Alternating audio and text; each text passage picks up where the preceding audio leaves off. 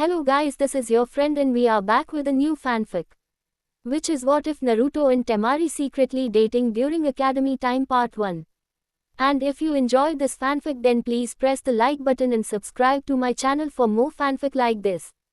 And now let's start the fanfic. Temari bowed low in front of the elders of Suna. As the Kazekage's sister she had appeared before them countless times, had been present at most of their meetings. As a Junin instructor for the little ones of Sand, Temari had attended several hundred meetings with Th.M. Anyways, today, Gaara sat resplendent in his official cage robes. Temari's brow twitched. Gaara rarely wore the cage robes unless there was something official forcing him to act as such. Or unless he wanted to prove a point to his rather obstinate siblings on the matter of rank and orders. In either case, Temari knew the robes spelled trouble. She knew all of these people that Gaara now surrounded himself with at their circular meeting room. They were all formidable and young and some of the most intelligent people Suna had to offer. To say that Temari merely respected them was understated, but not entirely correct. While these were the people who had laid the very foundations for Sunagaka, she knew they also held the future of Sand back by not allowing them to build their own future on what had been formed. They irritated her at times with their old way of thinking. Change intimidated them, and Gaara certainly had been a bringer of change since his alarming transformation from fighting that blonde-haired kid. Uzumaki Naruto, that kid had grown into a man, had recently been installed as the Rokudaime Hokage of Konohagakure, as Temari understood. Temari had been surprised. Gaara was after all Gaara, and had achieved the title of Kazekage young as well, with the boy who'd brought about the change in him was now also at cage level and grown. She supposed she should muster some sort of gratitude but the brat hadn't changed when she'd attended his coronation ceremony of sorts. He was still ridiculous, smiling like an idiot the entire time. Rise, Temari, the council issued, and Temari did as she was bid, waiting. Certainly they didn't have another mission for her. But then why would Gaara be present if it was a simple class mission? Temari waited, tensing as she didn't like the way her little brother was looking at her. With the installation of the newest Rokudaime Hokage, the council has reached a decision that will impact our future relations of Sand and Leaf. Temari nodded. To prove our good faith with the new Hokage, and to ensure an everlasting truce between Sand and Leaf, we have decided that a higher level of commitment will be required. An alliance with paper has failed in the past. Due to our Kazekage's influence, Sand has prospered and will continue to prosper, with our intended plan of action. Temari nodded approvingly. It was only right to establish alliance with this new cage of Leaf as they did with the old. They owed Leaf much, and though Sand could stand on its own now, it was thanks to Konoha's interference and support that helped them do so. Sand would always have its pride, but they were deeply indebted to the Leaf and Young. It was only right to prove such support by a deeper commitment. The only problem is that she didn't know what else could be done to prove such a commitment. Temari's suspicion tripled as she eyed the council members with a leery eye. We have decided to offer an alliance of truce, and to prove our good faith, Yosabaku no Temari will be wed to the Rokudaime Hokage, Uzumaki Naruto in a union of our two countries as proof of our dedication to this all. Ians, the council finished. Temari's shoulders rippled in agony of the shock going through her system. Ninja did not show emotion and though she tried to fight the flinch, it came anyways. Weakness she cursed as she nearly faltered in her steps.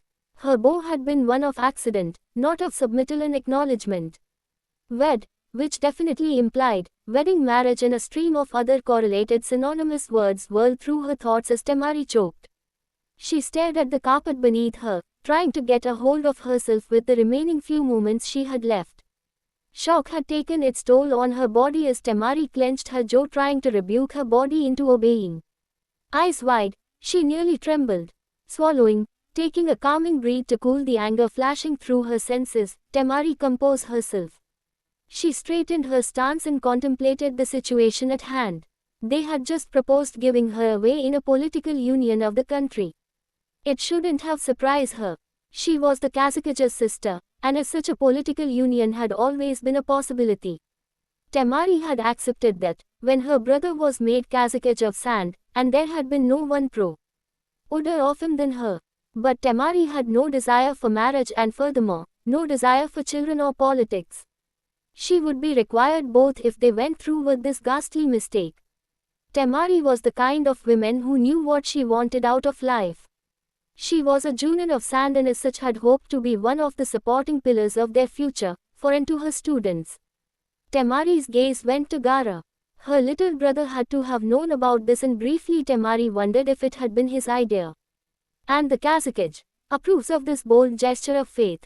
Temari challenged, eyeing the council as her eyes fixed upon the man at the center of the circle. If Gara spoke against it, she wouldn't have to do this. Silently, she waited, defiantly meeting those forest green eyes head-on with her steel blue ones. She wouldn't beg him, but she sure as hell wasn't about to take this lying down either. If there was a way she could get out of this she would find it. Sabaku no Temari of the sand carved her own way out of the rock when there was none. As it was, this was a sneaky underhanded tragically old way of doing things to ensure that their alliance would succeed. Certainly the old fools could see the shambles of this folly. They should concentrate their efforts on a different measure.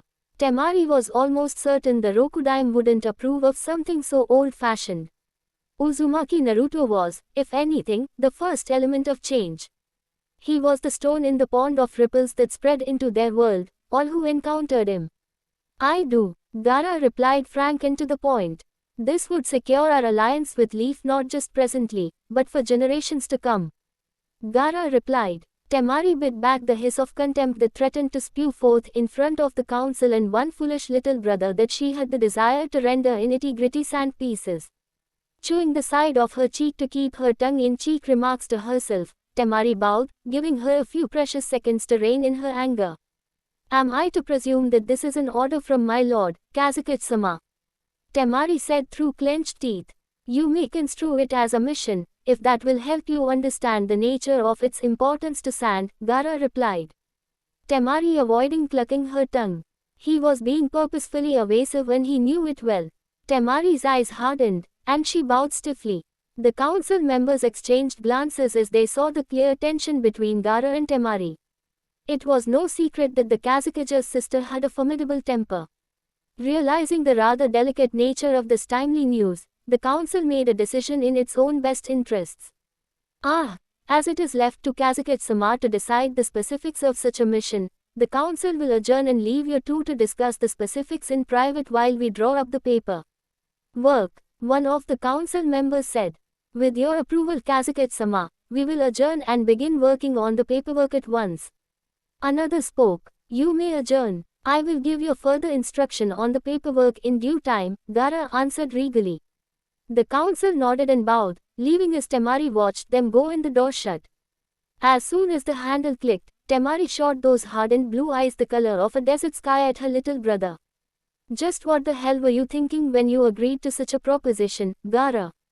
Temari spat. It's not a proposition. I and the council members created it when we were posed with the problem of leave.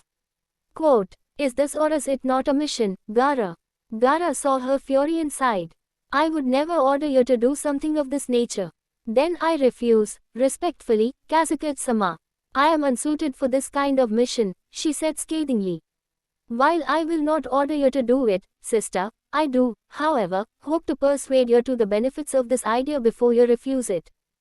Gara remarked. Benefits? Chi, Temari snorted. Things in sand are growing at a tremendous rate. Gara replied. That has nothing to do with a marriage of state, Temari snarled. It has everything to do with it. Gara retorted, slight frown on his brow at his sister's lack of control over her famous temper. The older generation looks upon our peaceful progress and scoffs, desiring more of the war they had seen in their time. The great ninja wars. Pah, old fools, she replied with a dismissive wave of her hand. Gara regarded her seriously with a cool look of those forest green eyes. The council members want war? Temari asked. I doubt they would ever word it in such a manner, but yes. Gara replied evenly. Politics, Temari spat in contempt. They want continued revenue and profit for our country. They want to see sand rise to its own glory and this is a desire I share with them. However, their methods are not exactly as pure and honest as their intentions. Gara replied. Temari at least, was listening to him and nodded for him to continue as he had her attention. Gaara nodded. As I mentioned, sand has become formidable. By sharing such a close border with Fire Country, it is only a matter of time before eyes are set greedily upon the wealth and usefulness of Fire Country. So you think that the council members will want to go to war with Konoha to expand? Temari asked, eyebrow arched. I think that it is only a matter of time before that happens. If we go to war, sand will lose and become what it once was before, crippled and starving. If we go to war with fire, there will only be death and casualties on both sides. We will lose that fight no matter what bravado is instilled in our people. Gaara replied. Gaara, I know you have lingering sympathies and some twisted form of loyalty with that Uzumaki kid, but you are overlooking the interests of our people for a fail-safe. Temari replied. If sympathy is to wish for any other conclusion than death and destruction, then so be it. I do not desire to see another sand shinobi meet their death at the hands of a leaf, nor do I desire a leaf shinobi to meet their end at the hands of a sand shinobi. Gaara replied. And so by using me, you stray the blow from happening. This is ridiculous, Gaara. It achieves nothing. Temari replied. You love our village, do you not, sister? Gaara asked her. If you even have to question my loyalty, brother, she snapped. I know that you love our village, Temari. Gaara replied. I also know that our youth look to you for guidance, teaching, wisdom. You are an example to them. Gaara replied. Temari regarded her little brother suspiciously. You are popular with our people for your spirit and hard work. It is clear to anyone who observes you long enough to know how much you love our people. You fight to keep our way of life alive and put the entirety of yourself for the line of duty.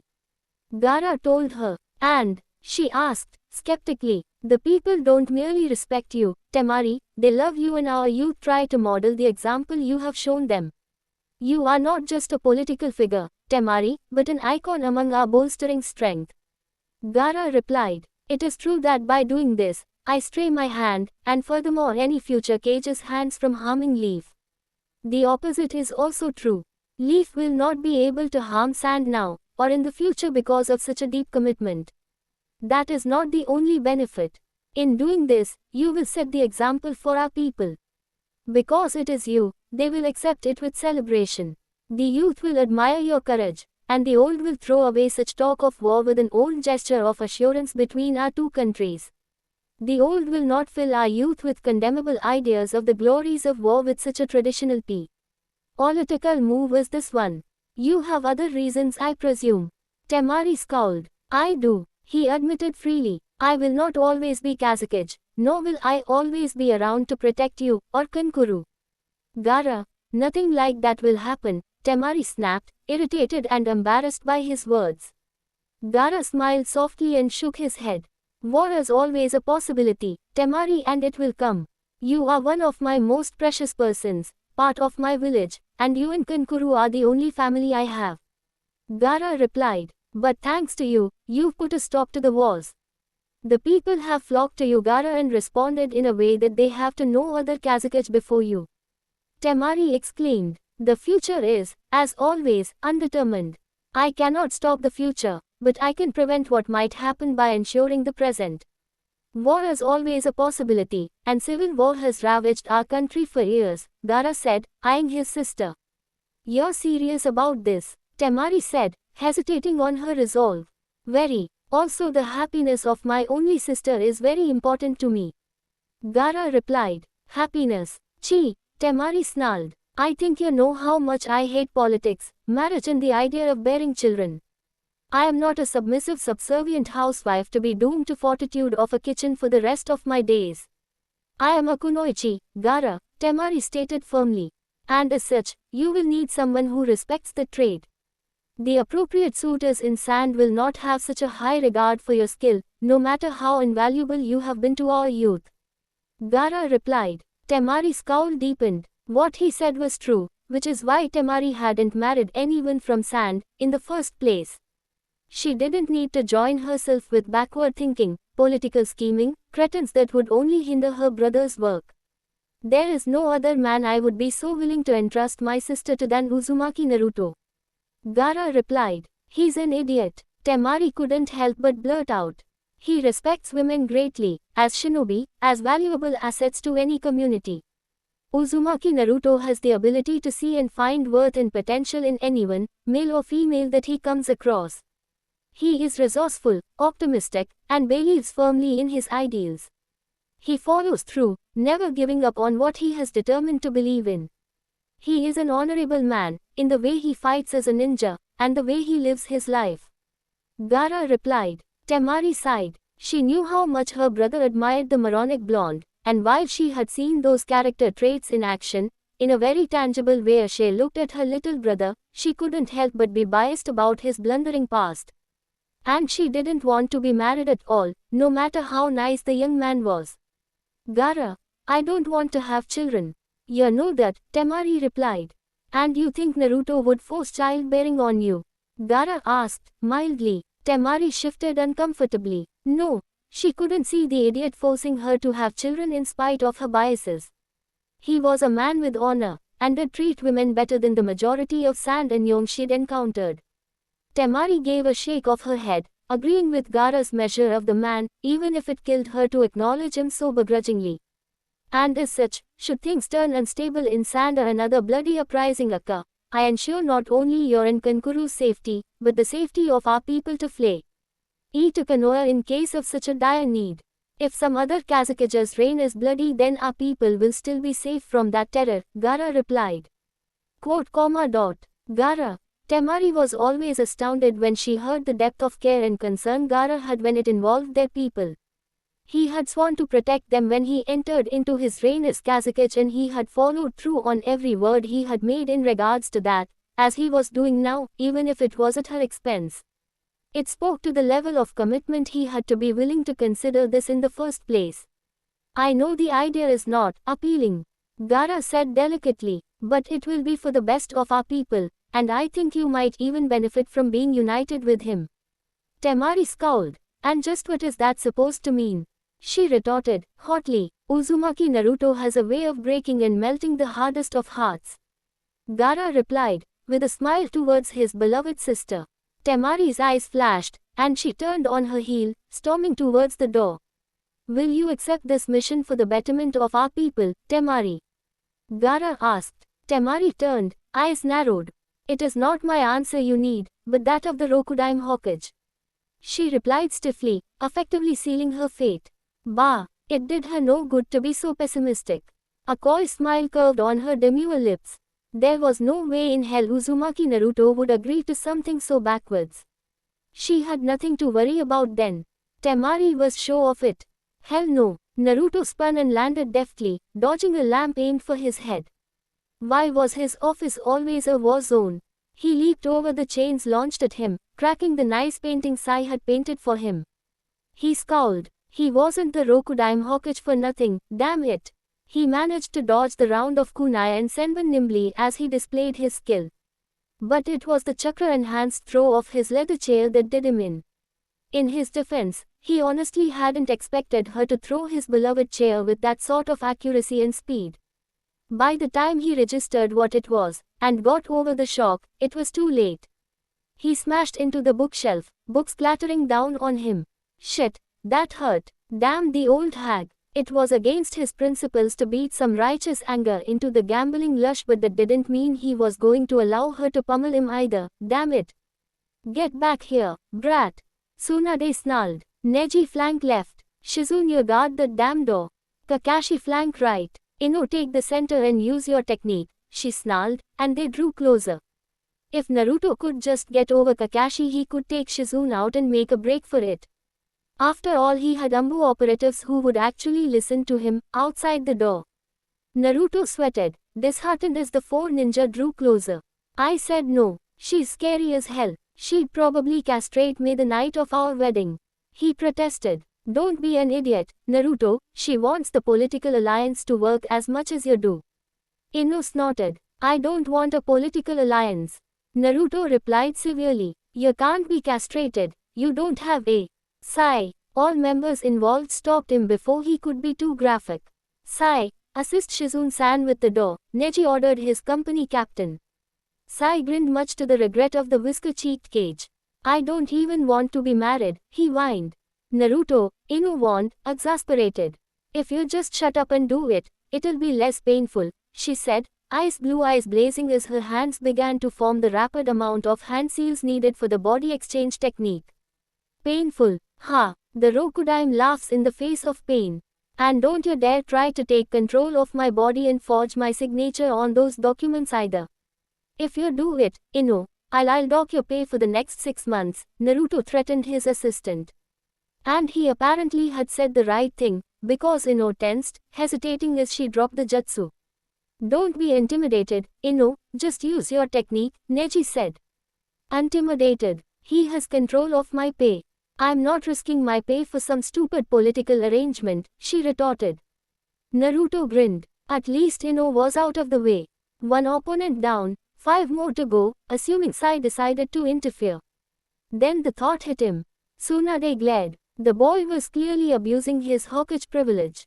Team 7 is family, he said, eyeing Sai and Kakashi, and it was you who taught me not to abandon my teammates, Kakashi-sensei.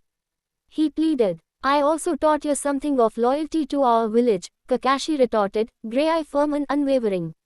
Naruto paled and looked to Sai. Sai shrugged noncommittally and pointed to Neji. He's in charge of my pay. Sorry, Naruto, it's for the good of the country, Neji replied, exasperated that he, of all people, was forced to such a subservient role as forcing the Rokudaime Hokage to sign the paperwork for his intended fiancée and alliance with Sand. He grimaced and cracked his knuckles. He was the Ambu captain of Konoha and as such it was his job to make Naruto see the need to help his people. Naruto couldn't threaten Ambu operatives with pay cuts as his pay didn't come out of the budget and Ambu's operative actually supplied the funding they had with S-class missions. They more than paid for themselves with extra to spare for the village.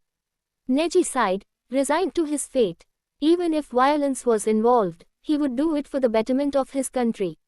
He would do whatever it would take to get the ramen-loving Kage to fulfill his duty.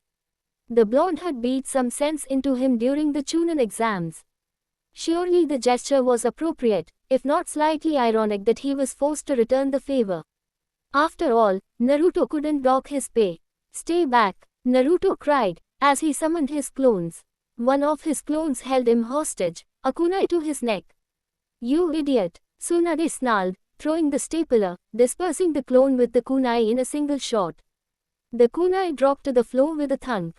The other clones formed a defensive circle around him, eyeing his former friends and family. Naruto, stop being unreasonable, Kakashi said. If she was forcing you to marry Temari of the Sand, you wouldn't think it was unreasonable, Naruto replied, as searching for a means of escape. Tsunade's hazel eyes narrowed and she cackled her evil old hag cackle that she reserved for truly evil activities, or at least that's what Naruto thought. Close in, she ordered, pointing at the whisker-cheeked Rokudaime. Severely chastised, beaten and tied to his chair, with an absolute ridiculous amount of rope and chain, the Rokudaime faced his group of friends with a pouting, jutted bloody lip and nose. His eyes blacked, his ribs cracked. Holding the Hokage hostage is tantamount to a traitorous offense, he wailed. Neji was currently posted at the door as Tsunade, Shizune and Ino threatened the disgruntled, pummeled Kage. Kakashi had left after hog-tying Naruto, leaving the interrogation to the 3 specialists. Sai had disappeared somewhere along the time, leaving poor Naruto at the mercy of 2 of the 3 scariest women in Konoha history. He swallowed, bemoaning his pitiful existence. Don't make me use my interrogation skills, Ramen breathed, Ino snarled, shaking her fist at him. Apparently the threats of her pay being docked were not void, if he was chained and tied to a chair. He would have to remedy that when he could use his hands to sign the paperwork. Naruto whined piteously. He had been the one to suggest to Tsunade that Ino be trained by Morino Ibiki in the first place. He now regretted that choice of action. But seriously, he'd never thought her skills would be used against him. Damn, he wasn't for it. Do you want to be pummeled into oblivion? I can break every bone in your body runt, and then heal it and do it all over again, until you agree, Tsunade threatened. A Kage never wavers in his belief. Naruto wailed, defiantly, then promptly cried, as Tsunade ground her heels onto his toe, breaking his foot. This is treachery, he sniveled. Neji shook his head. All you have to do is sign the papers, Naruto. Just make it easy on yourself. Never. I could never betray Sakura-cha. And the strawberry hair-colored girl of his affections opened the door with some paperwork at Sai's insistence that she deliver it now. Hokage-sama, Sakura gasped. Shisho, Shizune, Ino, Neji, what are you doing? She exclaimed, horrified. Damn, Tsunade grumbled. Her apprentice was, if anything, a stickler to the rules and probably wouldn't go along with what they were doing. Wait to guard the door, Hyuga, Ino snapped. She was the previous Hokage's apprentice. If she was not allowed to enter, I should have been prompted, Neji replied bristling. What are you doing to Naruto? Sakura said, eyeing the hog-tied cage with a pink arched eyebrow. Save me, Sakura-chan. They're trying to torture me into agreeing to an evil policy.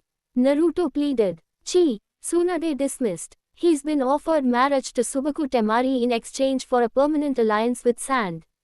He's an idiot not to take it, Tsunade retorted. So you are trying to force him to marry, Shisho? Sakura asked, with a frown. Oh, don't be like that. You know as well as I do that Konoha needs this, Tsunade replied. I'm afraid for the sake of my teammate, and the fact that he is the Hokage, I'm going to have to ask that you release him. Sakura replied, regretfully. Ino is his assistant and has the right to intervene if she feels that the Hokage is not meeting his responsibilities. Neji replied. After all, it was the reason they had chosen the buxom blonde as his assistant. Nara Ino, recently married to one Nara Shikamaru, was loud, overbearing, and scared the poor fox bearer silly. She would ensure that Naruto would not slack off and would meet the requirements of all his duties as she'd been trained in interrogation and torture methods by Ibiki himself. The fact that she could organize and make one mean cup of coffee were merely bonuses to her otherwise outstanding skills. ND qualities. Yes, but as head of the medical staff, I clearly can override both Ambu and assistant in regards to his medical health. Sakura replied with a quirk of her pink eyebrows. Tsunade scowled. You are letting him get off easy, Sakura. I'm doing no such thing. Sakura replied. Naruto and I will go get some ramen and discuss the ramifications of such a costly decision, Sakura replied. Naruto beamed with hope. You are being unreasonable, Tsunade replied, looking away, with the smirk tugged at the corners of her features. Sakura would be able to talk him into it, if anyone. Tsunade should have thought of the strategy herself. Then again, outwitting and beating the brat had done marvels for her stress. Neji, make yourself useful, Sakura said, pointing to the cocoon of chain and rope that was the Hokage. Neji sighed and walked over using his kunai to cut swiftly through the rope, while Tsunade unlocked the padlocks of the chains. Naruto was up and out of the chair instantly, eyes wandering between the ninja making sure they wouldn't try to stop him. Naruto scowled irritably at them and hobbled to Sakura. She sighed and led on. I may just take the rest of the day off to consider my weighty decision, Naruto huffed and slammed the door behind him. Why Sakura was still friends with Uzumaki Naruto after all these years she would never fully understand. Such were the bonds of teammates, she supposed. He was absolutely ridiculous getting himself into enormous amounts of trouble, and now he had cage-level things to deal with. In his defense, he had matured marvelously over the years, but even a matured Uzumaki Naruto was still at the heart and core. Uzumaki Naruto. She sighed again and Naruto pouted as he limped. Would you mind healing me, Sakura-chan? He pleaded. Certainly, Hokage-sama, Sakura replied. You know I hate it when you refer to me by my title, he pouted as she healed him. I just wanted to remind you of who you are now. Sakura replied cheerfully. Just because I'm a Kage, doesn't mean I'll ever forget that I'm Uzumaki Naruto, teammate on Team 7 with you, Sakura-chan, and the most unpredictable ninja ever. Naruto replied with a wink and a pose. Sakura was already wandering down the stairs and Naruto jogged to catch up. Ramen again, I presume? She asked flatly, tucking her hands into the pockets of her white medical jacket. I'm paying, Naruto said with a grin. The smile was tugging at Sakura's lips as she regarded her former teammate and current Kage. We both know you get ramen for free now at Ichiraku. Which is why I'm buying. Naruto grinned. Naruto had slurped through his third bowl and was slowing down as he worked on his fourth. Sakura picked through her ramen, enjoying the noodles in a more refined, dignified kind of way. So why aren't you going to go through with marrying Temari again? Sakura asked. Naruto paused mid-slurp, and set his bowl down. Blue eyes met her green ones sincerely. I think you know why I won't marry Temari, Sakura-chan, he said, reaching for her hand. Sakura rolled her eyes, and avoided his reach. Naruto, we've been through this. I'm engaged to Sasuke, for Pete's sakes. You are going to have to give up eventually. I'd settle for being the other man. Team doesn't have to know, Naruto quipped, with a wink. Sakura sighed. You are about as subtle as a brick wall, Naruto, she told him flatly. Does that mean you are considering it? Naruto grinned. No, you know I would never do that, and more importantly I know you would never do that, so joking about it doesn't avoid the real question at hand. Sakura replied, poking him in the chest. I wasn't avoiding the real question, Naruto pouted. Be serious, Naruto, Sakura told him with a small smile. I was being serious, Sakura-chan. Naruto replied, hurt. How can I marry someone who isn't the woman I love? It wouldn't be right, he replied, downtrodden as he stirred the noodles with his chopsticks sullenly. Because it will be for the good of the people and I know you won't let our village down. Sakura replied, as she took another bite of her ramen. Because it's so simple, Naruto replied sarcastically, rolling his eyes for added effect. You are the one who's making this complicated. Political marriages aren't necessarily about love, but about what's good for those pledged to them. Sakura pointed out. How positively upbeat of your Sakura-chan, talking against love, Naruto scowled. You are sounding more and more like your perverted sensei every day. Sakura snorted. Naruto still looked defeated. Sakura sighed and rubbed his back soothingly. Look at it this way, you don't know that you don't love Temari. You haven't actually tried yet. And you'll have Gaara as a brother-in-law.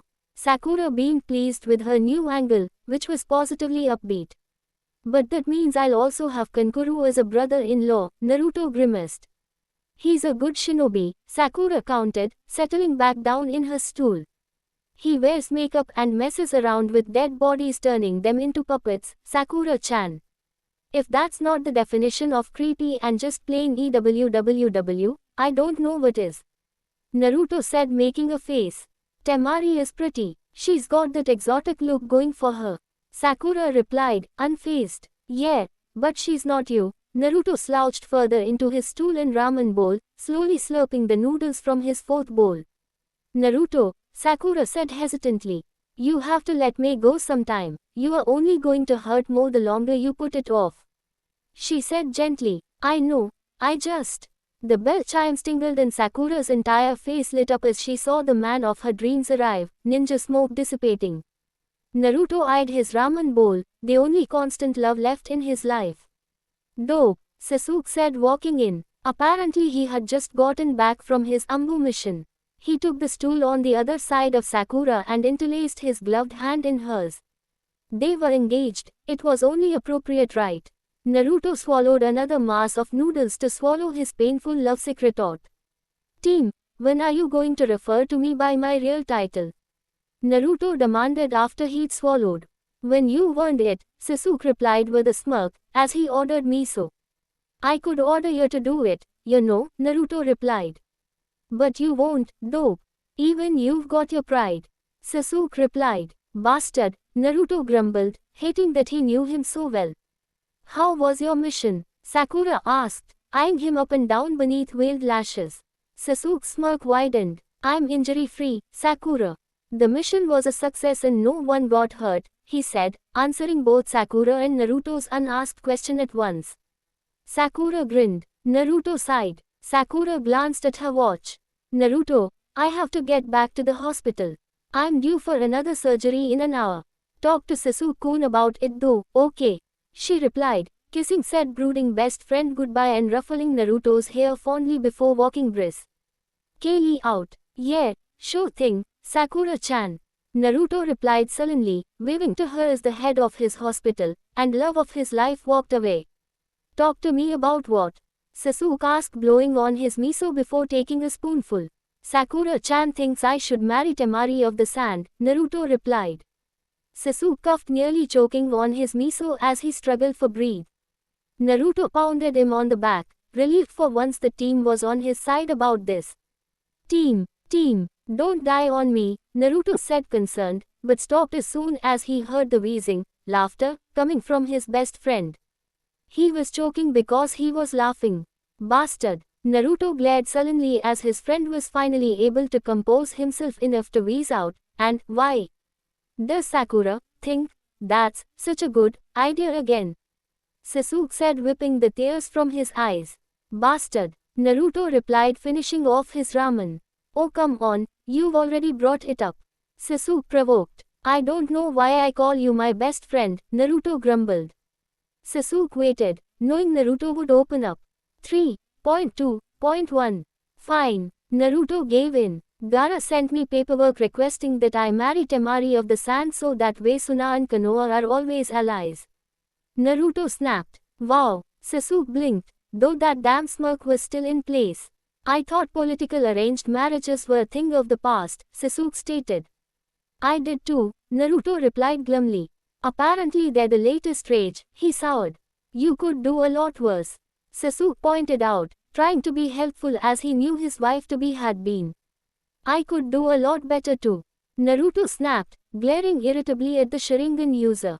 Like who? Tsunade's old. Shizune's got her hands full keeping Tsunade sober for her health. Ino's married, Hanata's married, Hanabi is too young and could kill you. Tenten's engaged. Hana's dating Shino. There's that creepy girl in research, but I thought she had a thing for Shikamaru. Shiho, Naruto exclaimed aghast. Well damn, even Moegi is dating Konohamaru. Sasuke said, exasperated at his list of eligible Konoha females failed on an epic level. Ugh, as if I would go for any of those. Naruto exclaimed grumpy again. There's always civilians, Sasuke replied with a shrug. Who would die the moment any skilled assassin comes my way? Besides, convincing one to come to a hidden village full of ninjas isn't exactly a D-ranked mission, Naruto replied, even more full-on. Naruto, Sasuke sighed, knowing the one girl he hadn't mentioned, the one his best friend had been holding out for since they were 3, Sasuke's fiancée. I'm sorry, but I don't wanna talk about it, team, Naruto cut him off, getting up as he left a wad of bills on the counter. For though Naruto didn't have to pay for his ramen anymore, he still did.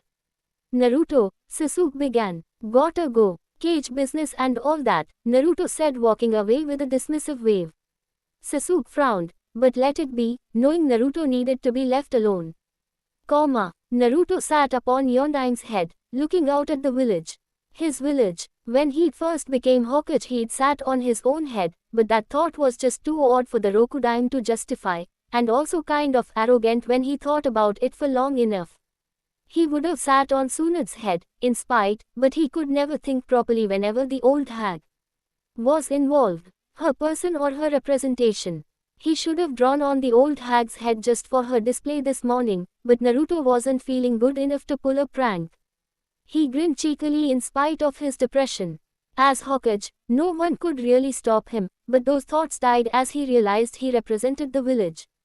Drawing on once past Hokage's heads, even if they were alive to see it, was not a respectable cage-like thing to do. Imagine what the neighboring countries would say. Naruto sighed sullenly. He didn't even have the option of acting in typical Naruto fashion. Which left the only thing, dealing with the real issues at hand. Marriage and political alliance, or sanity. What should he choose? What would his father have done? Naruto had learned his paternity late in life. Knowing he was Yondaime's son only made his guilt that much heavier. His father, someone most beloved of the village, had died sealing the QB inside of him, sacrificing everything, himself, even his son's fate, for the safety of the village.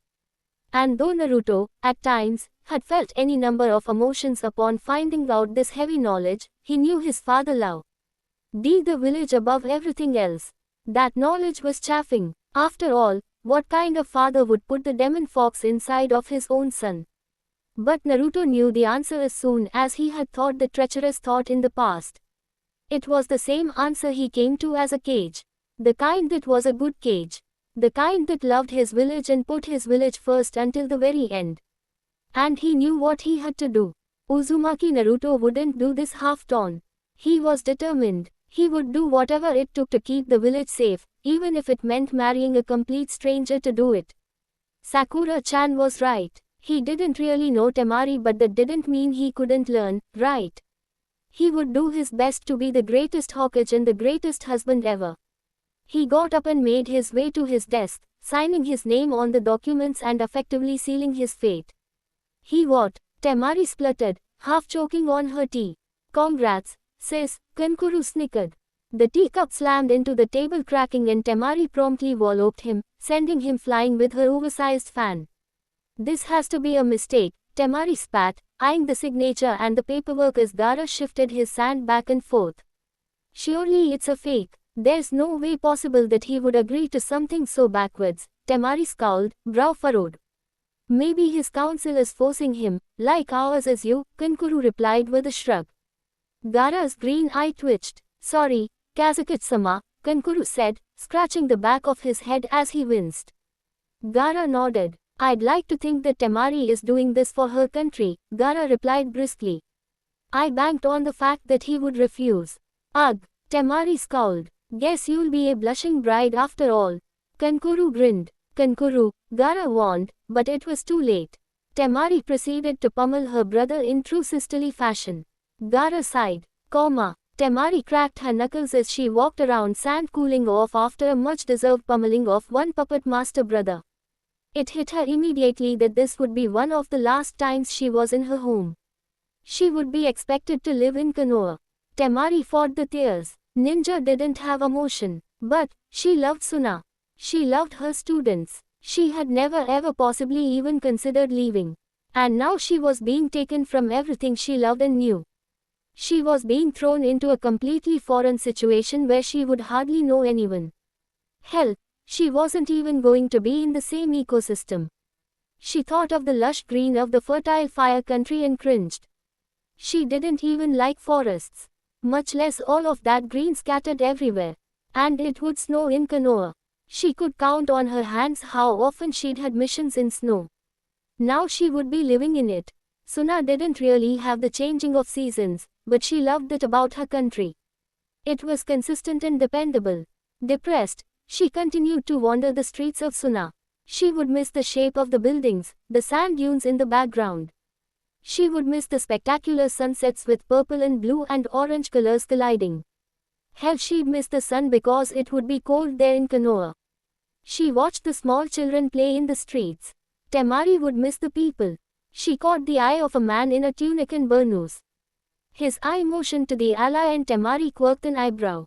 Everyone in Suna knew who she was, and she knew practically everyone in Suna. So who was this person? Burnous and tunics were commonplace outside of the city simply because of the sandstorms, but he was inside the city. Temari decided to find out. She was an elite Junin after all.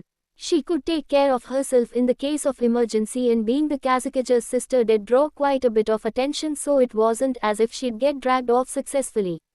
Who are you? She asked as she settled into the alleyway, her fan out and in her hands just in case. Someone concerned about Suna, the man in the burnous replied. He was tan, well-built, and carried himself like a shinobi. He looked familiar, but she couldn't place the face with the name, mostly because she couldn't see this man's face. She couldn't feel his chakra, because he was cloaking it, but he was using a second-rate cloak, so he wasn't as skilled as she was, which was a relief. I need a face, she replied. The man let down his burnous. It was Matsu. Temari had known Matsu as a semi-respectable shinobi, though a bit chauvinistic. Mast was deeply concerned with what went on with Suna, particularly with Leaf. Temari weighed that information against what she would hear. Her own grain of salt. Matsu hadn't been in the village for a while, as he'd been on a long-term mission for a year. Matsu, Temari replied, waiting as she crossed her arms. I've been on a mission for a year. My team discovered some interesting developments while we were gone. There's something you need to know, Temari-san.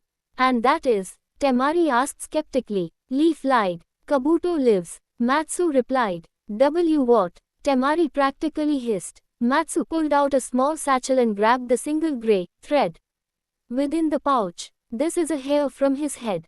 As your brother is the famous Kankuru, I know you can tell whether this is from a live body or a dead one. 2 of my men died to get this, Temari-san. Matsu replied, deathly serious. And why are you telling me this? Kazuki-sama needs to know at once, Temari snapped, getting ready to turn. Matsu grabbed her arm and Temari tensed, ready to strike. Matsu released the hold on her arm, backing up. Sorry, he offered. Temari paused, waiting. Temari-san, Gaara is blinded by his sympathies for Leaf. If he found out something this devastating, it could mean war. Matsu replied, you're damn right, it means war and MMMPH. Matsu covered her lips with his hand, scowling as he pulled her back into the alleyway. Hush, this is a shinobi village. He scowled, glancing around. I don't think the Kazuki needs to know about it just yet. We need to figure out why Leaf lied about such important information. We don't have enough hard data to confirm this. You have the hair. What else do you need? Temari glowered. DNA, data, motive, paperwork confirming it. Essentially hard proof that he's alive and an explanation for why Leaf lied. Matsu replied. So what are you suggesting? Temari asked, hesitant. You are going to be married to the Rokudaime. Matsu retorted. And how do you know about that? Temari's eyes narrowed suspiciously. The council members are preparing the feasts and celebrations as we speak. Matsu rolled his eyes. Temari scowled. They were assuming this was all going to go through. Ugh, Temari had bigger problems than the wedding, though, if this was true. You want me to spy on them? Temari concluded. Matsu nodded. Temari shut her eyes. She had done covert operations where she was a double agent, but nothing this extreme. If she was caught by Lee Fin-young, even being the Hokage's wife would not spare her from execution. But if Leaf had lied about Kabuto being alive, then that could devastate relationships between them. Temari frowned. All right, she agreed. I will find out more about this situation. Move the wedding up, Matsu suggested. What? Temari snapped. Move it up. Keep the Leaf occupied with wedding details and getting their country ready for your arrival. You will have a better chance of success if they are distracted, Matsu replied. What he said made sense. Too much sense. Matsu was a good ninja. She had known him for most of her life. The man was loyal from what she had known about him a year ago. Time, as she knew, could change anyone. Temari wouldn't just be spying on Konoha. Perhaps she could gauge Matsu's loyalty and figure out which groups had discovered such costly information in case they were traitors. He was questionable at best, but Temari would find out the truth for herself. For now, she would let him think that he was calling the shots. Temari nodded. I'll tell Gaara about the wedding plans immediately and set off for Konoha as soon as possible. Matsu, assemble a list of escorts for me, Temari said with meaning. Matsu nodded. Of course, Temari Hime. Don't call me that, Temari snapped, hating the title as she took off. Matsu grinned and pulled his burnous up, walking out of the alleyway whistling. 2 weeks, Ino screeched. Naruto winced. How she managed to make her voice sound like nails on a chalkboard, he would never know, but he did know that it was damn effective at cowing him. That's what the paperwork says, Ino, Naruto replied meekly. AHG, Ino cried, throwing her almighty notebook organizer into the door with chakra-enhanced fury. Naruto winced as the notebook rebounded and hit the floor, taking a piece of the door with it. She'd taken a good chunk out of his office door without it being a ninja weapon. If Naruto wasn't so terrified of her anger, he might have been impressed. Do you know what this means? She snarled, slamming her fists down on Naruto's desk. Naruto flinched. He was grateful Ino didn't have Sakura's monstrous chakra-enhanced strength, or she might have leveled the cage tower. Why? That blow. No, he replied, wondering if that was the appropriate response. Her screeching tone told him it wasn't. It means that I have to come up with a way to plan a cage-level wedding in a matter of 2 weeks, she snarled, blue eyes blazing. Oh, at least you know a florist, ehehe. Naruto said, scratching his head. Rag, Ino snarled, whipping out her kunai and slamming it into his desk. Naruto winced. He hadn't seen Ino this angry since Genma had broken up with her. You will get me Sakura, Hanata, Tenten, and any other capable female who will be married that you know in this office, within an hour, do you hear me, Hokage-sama? Ino snarled. Ino rarely ever used his official title unless she was formal or pissed. The situation was definitely the latter of the two, which meant desperate times called for desperate measures. Naruto nodded and disappeared with cage-level ninja poof. Naruto had the aforementioned kunoichi summoned, as well as several clerks he figured Ino would need for grunt work, along with high Sambu-level strategist Nara Shikamaru and Junin Akimichi Choji. What do you mean it's not possible? Ino demanded, snarling into the phone. I'll tell you what's not damn possible. The Hokage will have the desert lilies in his fiancée's bouquet for the wedding war, Ino snarled and then saw S.H. Ikamaru. I'll call you back with specifics. She hung up the phone and launched herself at her man. Shika, I just found out I have to plan a cage-level wedding in 2 weeks, she whined. Shikamaru tensed. He knew that face, that look of those nearly tearful blue eyes, the pout with the jutted lip. Damn it, you'll help me, won't you, Shika-kun? She pleaded, blinking her long black lashes at him and looking up at him most becomingly. Choji's sweat dropped and Naruto grimaced at the scene. You don't have to do that, Ino, I already ordered him to, Naruto replied with a smirk. Shikamaru shot Naruto the darkest of looks. Yosh, Ino cried, leaping off of him as she went back to the phone. Choji, what are you doing here? Ino asked. Not that she wasn't happy to see her former teammate, but she was surprised. He had his own team to be training. My family knows a caterer, he replied with a shrug. Perfect, Ino grinned. Anyone who prepared for an Akimichi feast would be able to do a cage wedding in 2 weeks. Shikamaru sighed, looking from Choji to Naruto, to his wife. This is beyond troublesome, he groaned, looking at Ino's 3 folders of wedding planning details as he began sorting through it. Oi, what are the others for? Ino asked. The clerks are for grunt work, Naruto replied. And where are the girls? Ino asked, eyebrow arching. Naruto flinched, hands up in surrender. I summoned them. The soonest Sakura could get out was 3 o'clock. Tsunade is going to cover for her at the hospital, but Tenten, Shizune, Hanata, and Moegi should be arriving within the hour, Naruto replied. You're the best, Naruto, Ino squealed as she hung up the number she was dialing. You, she pointed, eyes narrowed. Start dialing this number for the wedding cake. You get started on the formal gear for the groomsmen. Naruto, get me a list of groomsmen, now, she ordered, and the clerks got to work. Naruto sighed and had a seat at his desk, finishing the list of groomsmen quickly. At least you were in the wedding, Maru, Naruto grinned. You were making me get dressed up and stand in front of thousands of people in a ceremony for hours. Joyous, man, this is such a pain in the, Shikamaru scowled, shaking his head as he began to sort through his wife's plans, forming his own as he began setting up files for delegating. Naruto sweated as he supervised the process and twiddled his thumbs. Between Ino and Shikamaru, they were able to come up with a list of things to delegate. Shikamaru went to go inform Ambu Ops of their new mission assignments. Ino kept the clerks busy, and by the end of the day they had accomplished a great deal. Naruto sighed and filled out the paperwork. Temari should arrive with her company by Friday, Naruto said as he eyed the paperwork in front of him. We already have Ambu sweeping the guest quarters, Hokage-sama, Ino replied, returning to her 3 folders for the wedding and checking notes. You, start writing what I dictate, she said to the nearest clerk who wasn't already scribbling and writing furiously. Ino, you are going to give them carpal tunnel, Naruto said, eyeing them. When Sakura gets here, she can put her medical skills to work.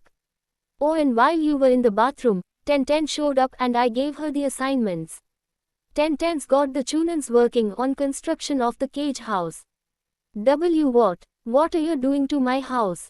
Naruto exclaimed. The cage house needed renovation anyways, and we figured we would make it less like a bachelor pad and more like a home. Ino said with a shrug. Naruto groaned. It was fine. Do I even get a say in the renovations? Naruto grimaced. No, I already cleared the floor plans.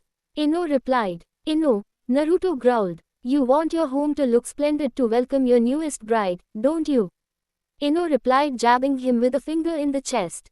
Yeah, but, Naruto protested. Most of the remodeling is to make it a bit more like the houses in Suna. We want our cage's wife to feel comfortable in her new home. Ino replied in a tone that refused argument. Naruto sighed. He had been inside of Sans guest housing and so he supposed he could live with it.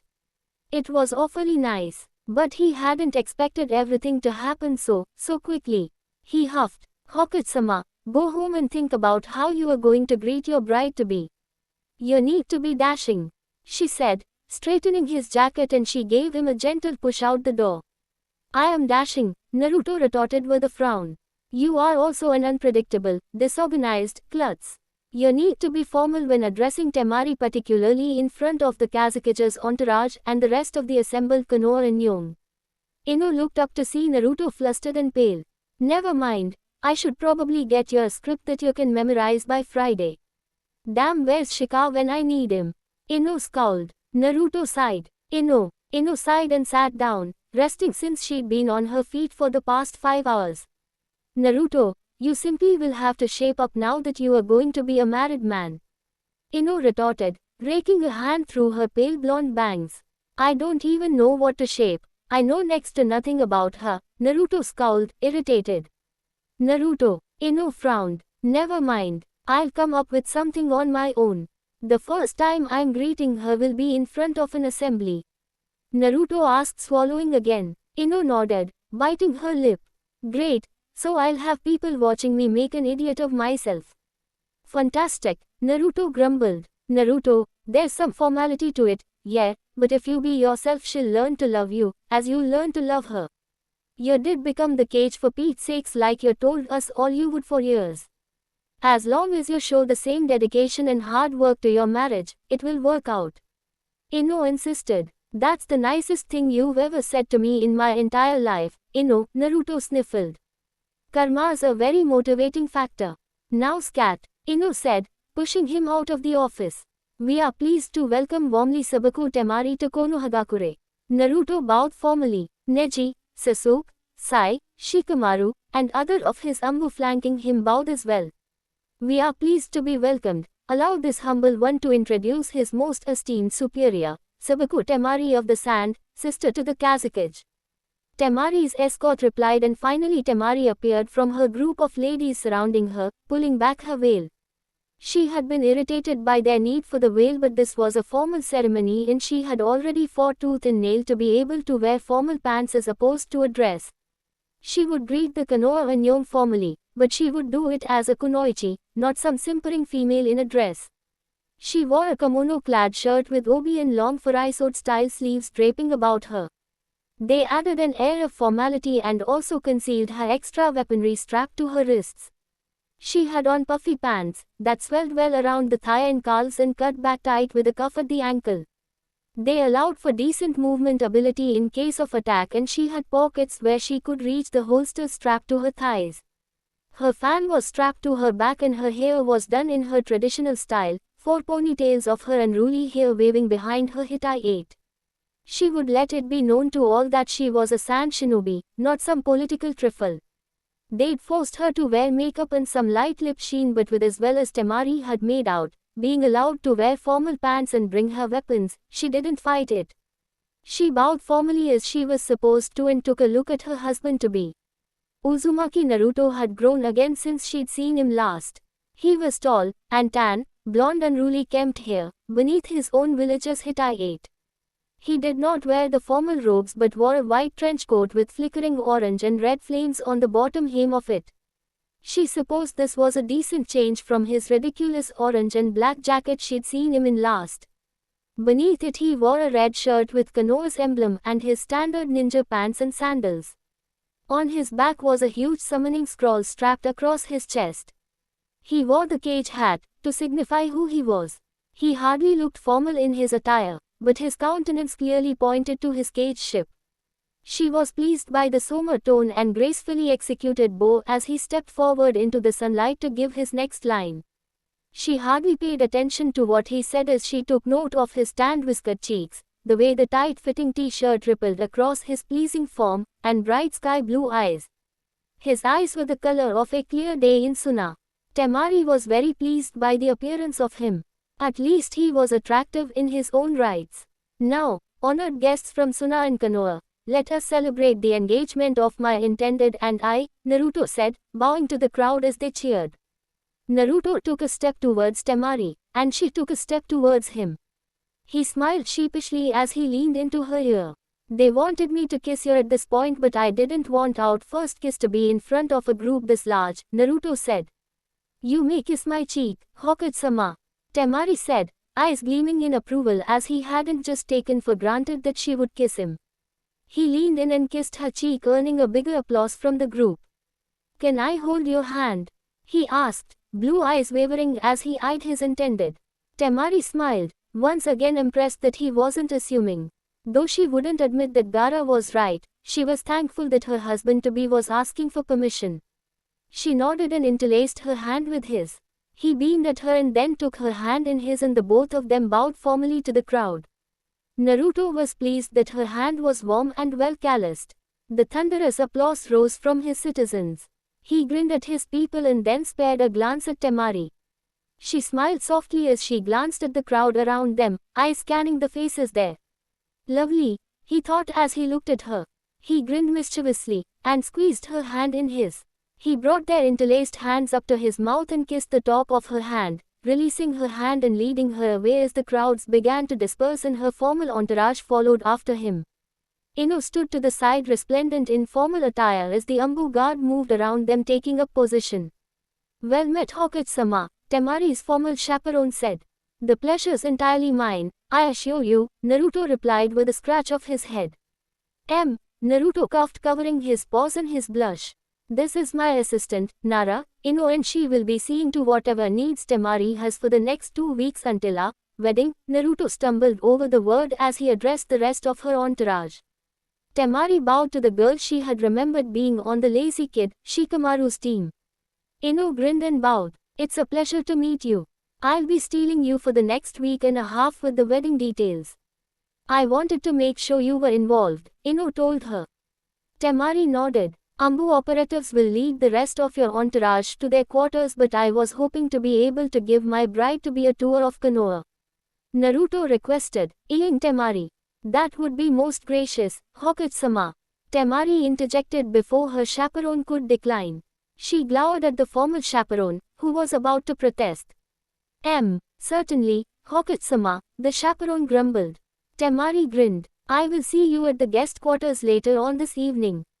Aha, Temari-sama, the chaperone replied glumly. Naruto frowned. I didn't offend. He's a conservative, Temari replied, shaking her head. Speaking to a man without a veil is considered inappropriate, Temari said with a smile.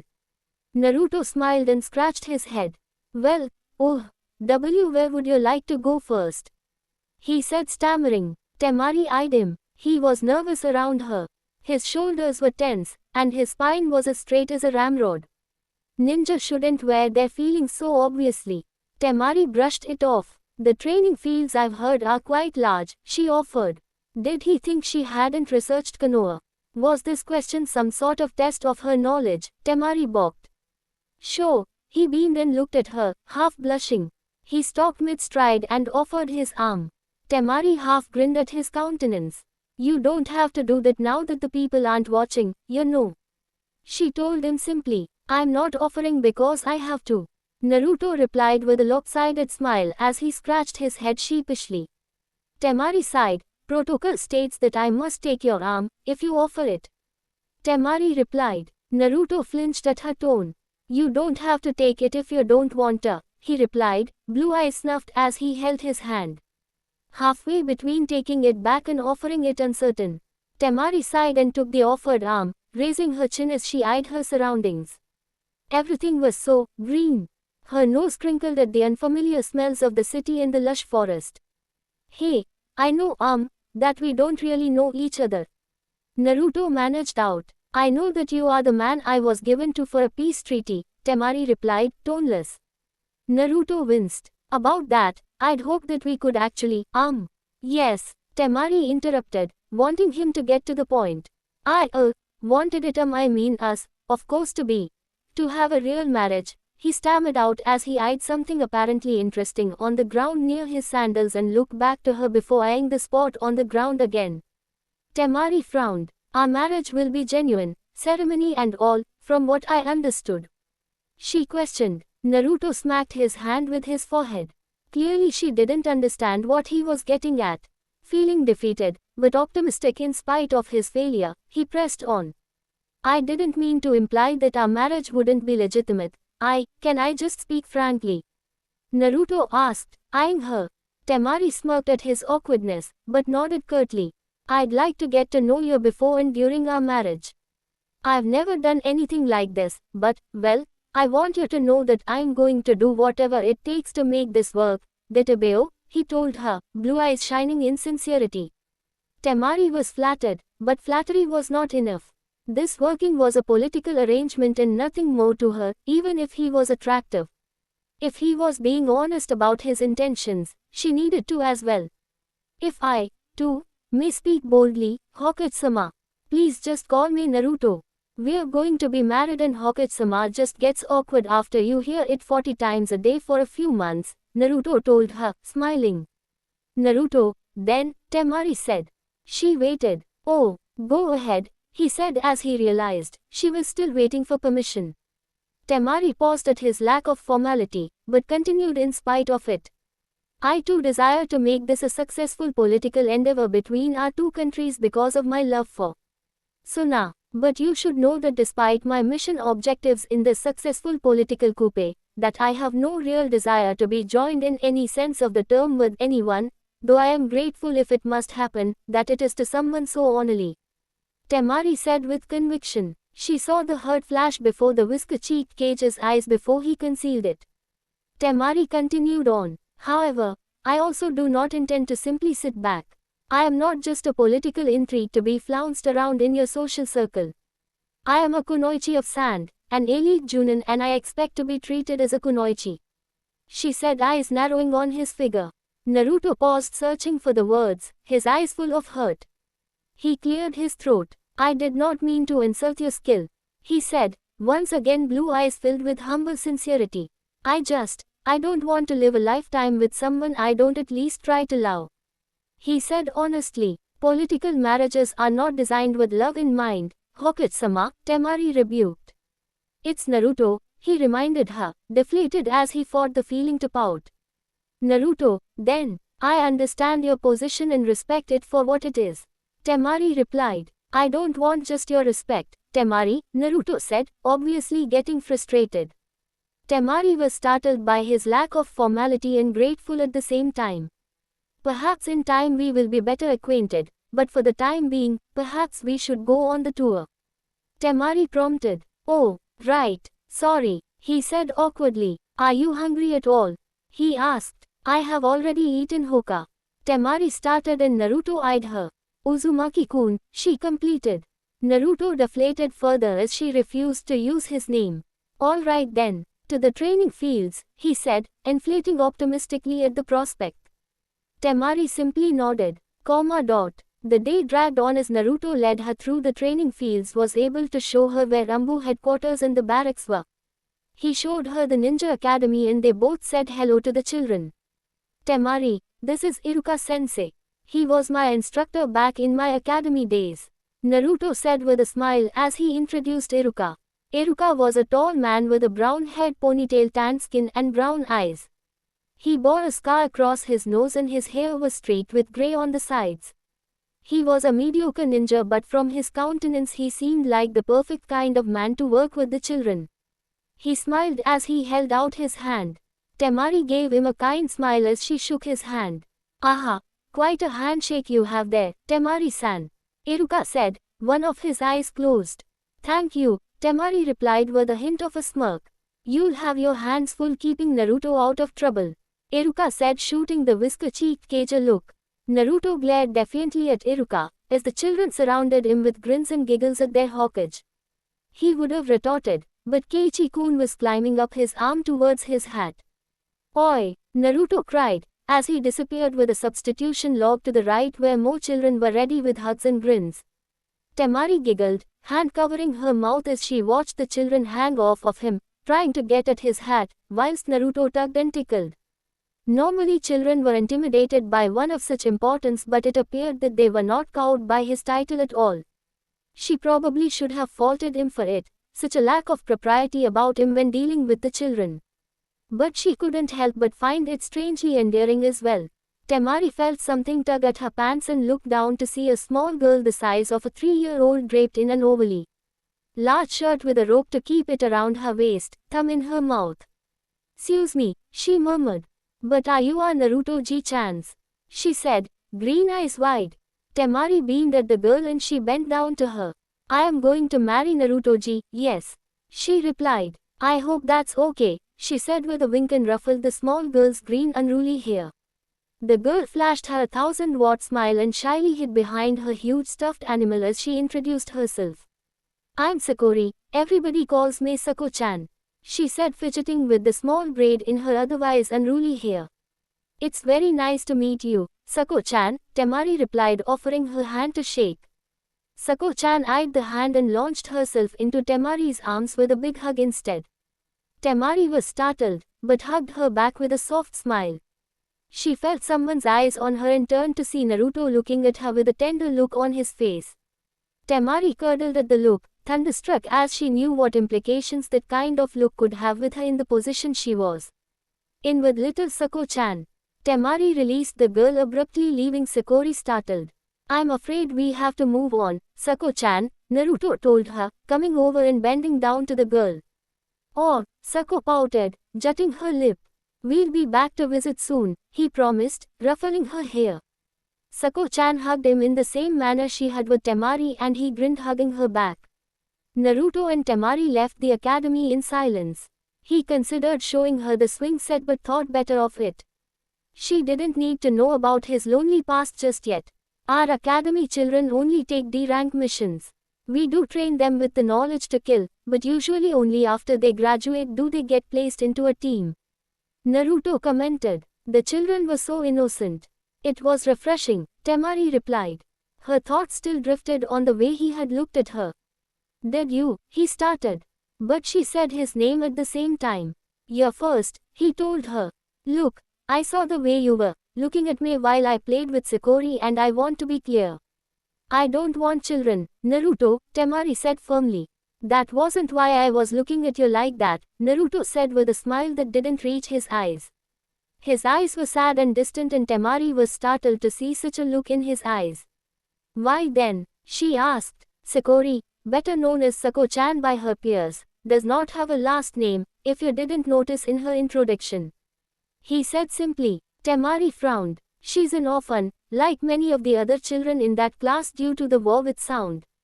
But the reason she doesn't have a last name is because she was found in our infiltration of sound. She was one of Orochimaru's experiments that failed and was about to be culled before we showed up. She gets teased because of it," Naruto replied softly. "I didn't do anything special," Temari replied with a dismissive gesture, uneasy under his serious gaze. "You acknowledged her." "The Hokage's bride gave her a hug. Knows her name," Naruto replied firmly. "I might forget it tomorrow." "It wasn't anything special," Temari insisted, uncomfortable. "I looked at you the way I did, because it made me happy to see you hugging her. As an orphan, I know what it means to her," Naruto replied, looking at her with those clear blue eyes. "On behalf of the youth of our village, I thank you, Temari of the Sand," he told her, bowing his head as his eyes filled with tears. Temari flushed uncomfortably, not sure how to respond to such an heartfelt sincerity. "You are welcome, Naruto," she replied, bowing in turn. He walked her down the streets of Konoha, figuring he could stop by Ichiraku when he sensed Konohamaru's chakra. He dodged the kunai launched at him and kicked the clone coming his way, turning as he threw the other clone bearing a Rasengan into a wall. The clone dispersed, though Temari had already whipped out her fan and dispersed the other clones, eyes narrowed dangerously. Naruto felt Konohamaru's chakra and gasped, pulling Temari into his arms. Temari lost her footing with his yank and stumbled into him, hands bracing herself on his chest to keep from falling over completely. Naruto summoned clones huddled around them, and he was able to take the brunt of the water balloon attack, which he realized had been filled with paint. "Ha ha ha, got your boss. If I had been an enemy ninja, you would have," Konohamaru froze at the sight. Temari pushed Naruto off of her, irritated as she pulled out her fan, dispersing his clones as she looked at the Chunin in front of her. Blue eyes narrowed. He bears your village insignia, but I can teach him a lesson he won't forge.